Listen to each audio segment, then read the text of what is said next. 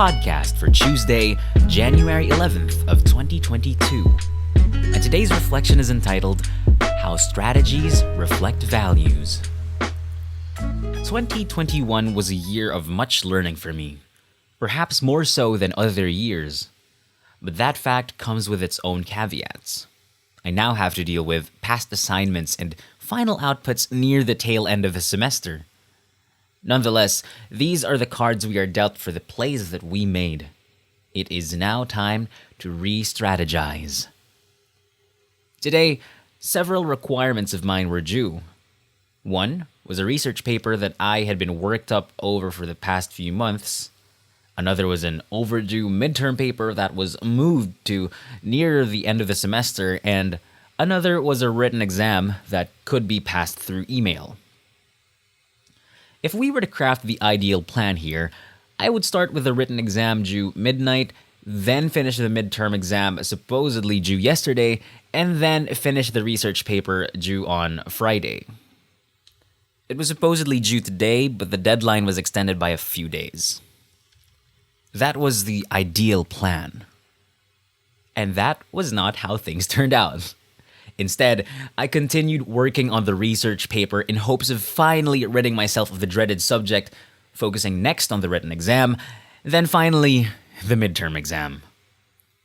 The research paper required 15 pages, but I could no longer find ways to extend it further, so I resolved to ignoring the page requirement just for the sake of being able to submit something.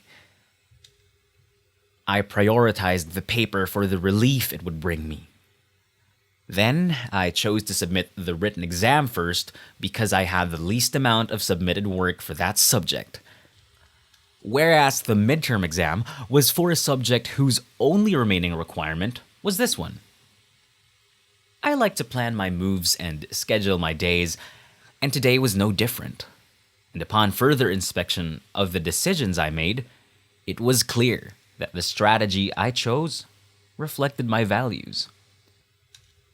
I prioritize comfort and the feeling of achievement upon completing difficult tasks. That can be both a good thing and a bad thing. The good part hinges also on how much I value my health and well-being, but the bad part is when I start refusing to go out of my comfort zone. From this, it was also clear that what is absent from our strategies also reflects our values. I say that I value health and well-being, but where does exercise come in?